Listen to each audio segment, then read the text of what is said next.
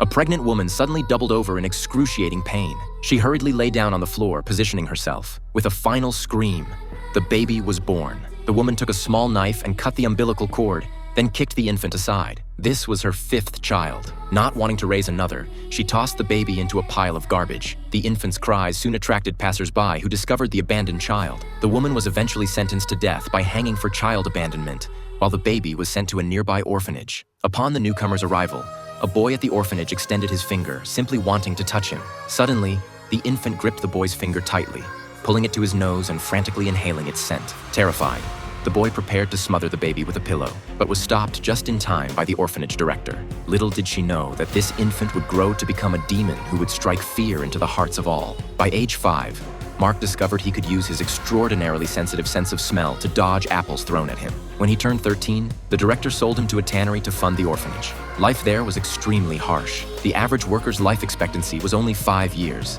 yet Mark survived, driven by his yearning for the wealthy district across the river. One day, the foreman sent Mark to deliver goods in the city. Walking through the affluent neighborhoods, Mark greedily inhaled the various fascinating scents around him.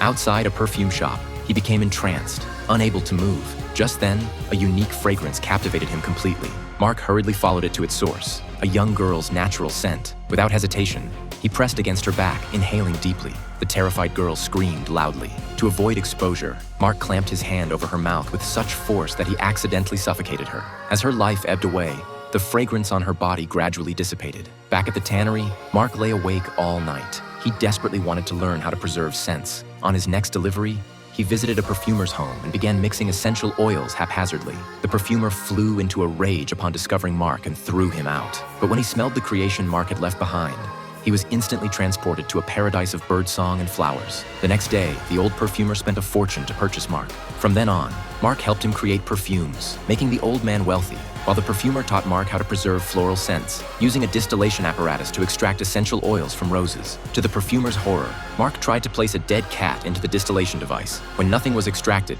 the old man berated him, explaining that animal bodies couldn't yield fragrances. Hearing this, Mark's belief system collapsed. He fainted on the spot and took to his bed. With even doctors